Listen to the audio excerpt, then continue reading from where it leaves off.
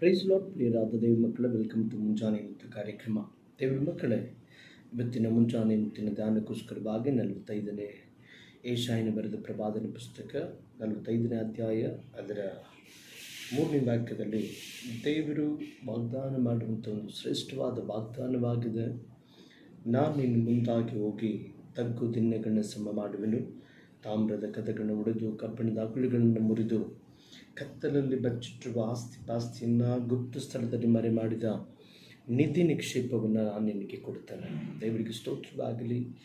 ಸರ್ವಶಕ್ತನಾದ ದೇವರು ತಾನಾಗಿಯೇ ನಮ್ಮ ಮುಂದಾಗಿ ಹೋಗುವುದಕ್ಕೂ ನಮಗಾಗಿ ದೊಡ್ಡ ಕಾರ್ಯಗಳನ್ನು ಮಾಡುವುದಕ್ಕೂ ಆತನು ಶಕ್ತನಾದ ದೇವರಾಗಿದ್ದಾನೆ. ಇಂಥ ಸರ್ವಶಕ್ತನಾದ ದೇವರು ನಮ್ಮ ಜೀವಿತದಲ್ಲಿ ಇಂಥ ಶ್ರೇಷ್ಠವಾದ ಕಾರ್ಯವನ್ನು ಮಾಡಬೇಕೆನ್ನುವುದಾದರೆ ಇಂಥ ಒಂದು ವಾಗ್ದಾನವನ್ನು ದೇವರು ಮಾಡಿದ್ದು ಕೊರೇಷನಿಗೋಸ್ಕರವಾಗಿ.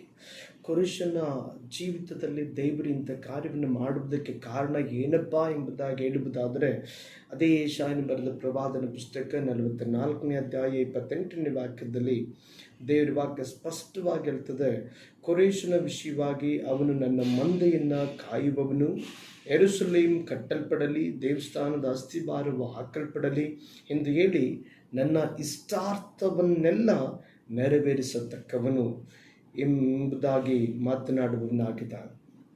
ಇದು ಸರ್ವಶಕ್ತನಾದ ದೇವರ ಮಾತು. ದೇವರು ತನ್ನ ಮಂದೆಯನ್ನು ಕಾಯುವುದಕ್ಕಾಗಿ ಇವತ್ತು ಹುಡುಕುತ್ತಾ ಇದ್ದಾರೆ. ದೇವರು ತಾನು ಆರಿಸಿಕೊಂಡ ದೇಶದ ಗೋಡೆಗಳು ಕಟ್ಟಲ್ಪಡಬೇಕೆಂಬುದಾಗಿ ದೇವರು ಎದುರು ನೋಡುತ್ತಾ ಇದ್ದಾರೆ. ಹಾಗೂ ದೇವಸ್ಥಾನದ ಅಸ್ಥಿವಾರಗಳು ಕೆಡವಲ್ಪಟ್ಟದ್ದು ತಿರುಗಿ ಹಾಕಲ್ಪಡುವುದಕ್ಕಾಗಿ ದೇವರು ಬಯಸ್ತಾ ಇದ್ದಾನೆ. ಹಾಗೂ ದೇವರ ಇಷ್ಟಾರ್ಥ ಇವತ್ತು ಯೇಸು ಕ್ರಿಸ್ತನ ಮಕ್ಕಳು ಪರಲೋಕದ ಪ್ರಾರ್ಥನೆಯನ್ನು ಮಾಡ್ತಾ ಪರಲೋಕದಲ್ಲಿ ನಿನ್ನ ಚಿತ್ತ ನೆರವೇರುವ ಹಾಗೆ ಭೂಲೋಕದಲ್ಲಿ ನೆರವೇರಲಿ. ಆದರೆ ಇವತ್ತು ದೇವರ ಚಿತ್ತ, ಆತನ ಆಸೆ, ಆತನ ಬಯಕೆ ಏನೆಂಬುದನ್ನು ಅರಿತುಕೊಳ್ಳದೆ ಜೀವಿಸ್ತಿರುವುದಾದರೆ ಇವತ್ತು ತೀರ್ಮಾನಿಸೋಣ. ದೇವರ ಇಷ್ಟಾರ್ಥವನ್ನೆಲ್ಲ ನೆರವೇರಿಸುವ ದೇವಜನರು ನಾವು ಆಗುವುದಾದರೆ ದೇವರು ನಮಗಾಗಿ ಸಾಧಾರಣವಾದ ಕಾರ್ಯವಲ್ಲ, ಶ್ರೇಷ್ಠವಾದ ಕಾರ್ಯವನ್ನು ಮಾಡುವ ದೇವರಾಗಿದ್ದಾನೆ. ದೇವರ ಈ ವಾಕ್ಯದ ಮೂಲಕ ನಿಮ್ಮನ್ನು ಆಶೀರ್ವದಿಸಲಿ. God bless you. Have a nice day.